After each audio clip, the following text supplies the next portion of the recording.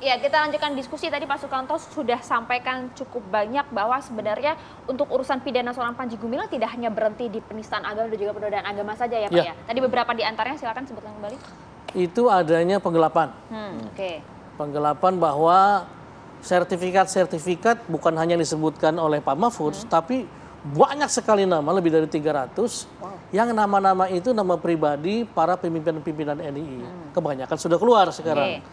Nah, banyak diantaranya itu digunakan oleh Panji untuk menjadikan jaminan atau untuk kepentingan-kepentingan yang lain. Termasuk juga aliran dana. Aliran dana dan lain-lain. Nah, itu juga kemudian ada langkah lain yang dilakukan Panji Gumilang. Dalam hal ini yayasannya, bagaimana menjadikan hak pribadi itu dialihkan menjadi yayasan.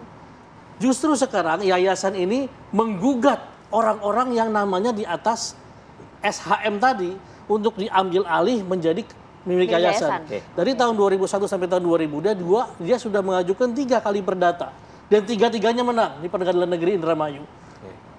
Padahal dalam tuntutannya bahwa ini adalah anggota yayasan, pengurus yayasan. Yang kedua, alasannya mereka dipinjam nama. Yang ketiga, yang beli yayasan. Padahal yayasan itu tahun 94 didirikan, tidak pernah ada izin. Kedua, yayasan itu cuma 2 orangnya, tidak ada. Sementara dia menggugat 75 orang. Siapa selebihnya? Dan tidak pernah ada pinjam nama. Tapi kok bisa menang? Ya wallahu alam. Nah disinilah yang kemudian menjadikan kami itu agak hesitate, ada ragu untuk maju untuk membuat ini menjadi masalah pidana.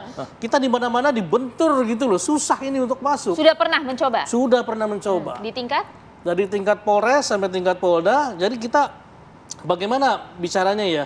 Ya diterima laporannya, tapi ini mau naik kemana nih agak maju mundur begitu.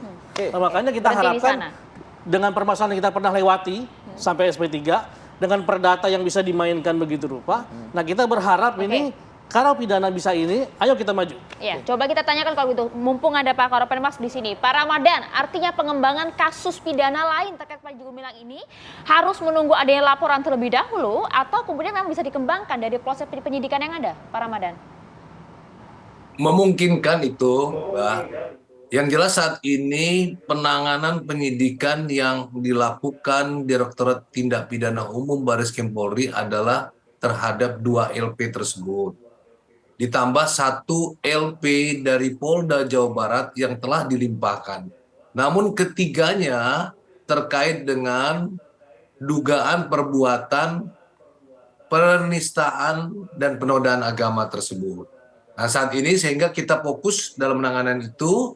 Dalam perjalanannya nanti memungkinkan bisa kita mengembangkan apakah ada jeratan pasal lain terhadap saudara PG.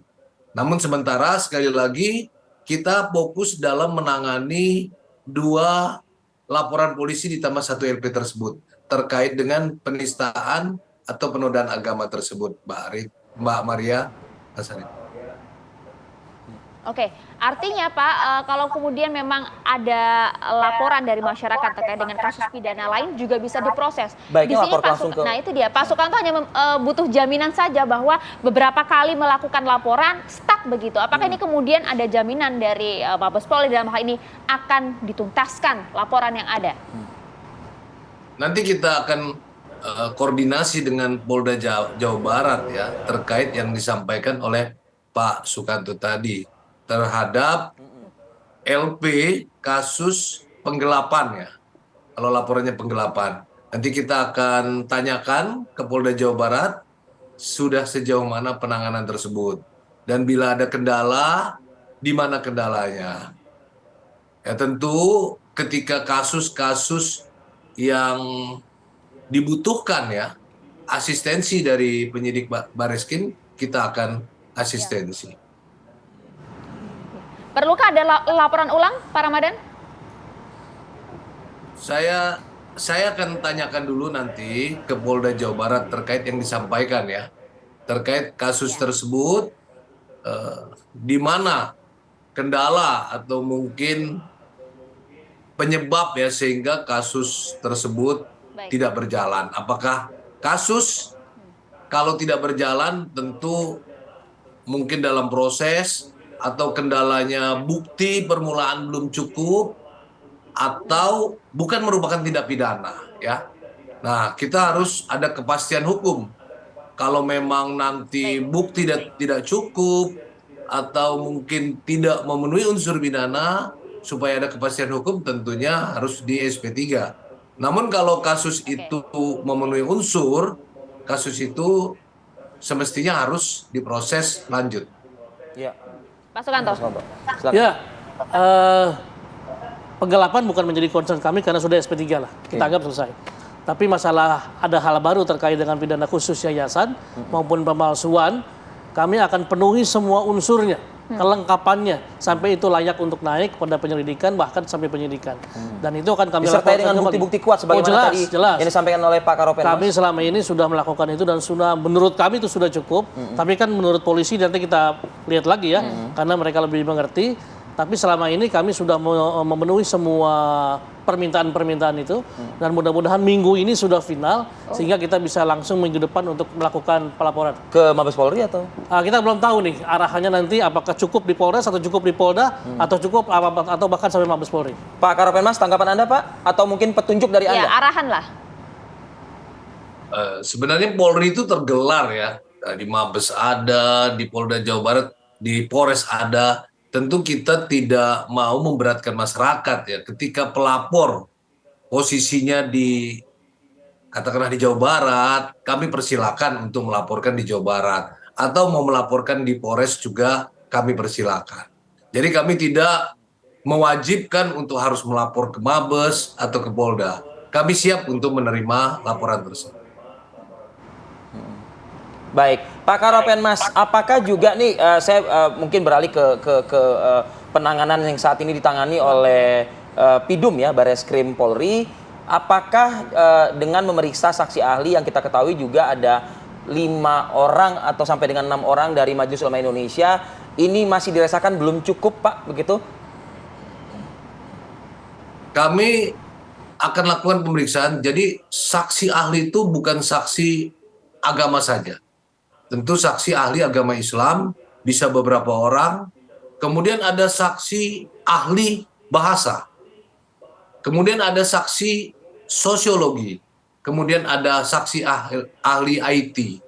Nah, ini para saksi ahli ini merupakan kelengkapan untuk menguatkan alat bukti yang dibutuhkan oleh penyidik ya, menjadi sebuah satu alat bukti, yaitu keterangan saksi ahli ya, dan juga keterangan-keterangan dari beberapa saksi. Ada 19 orang yang telah kita periksa. Nah, sehingga ditambah lagi nanti keterangan ahli. Ya, ahli di sini juga termasuk hasil dari laboratorium forensik ya.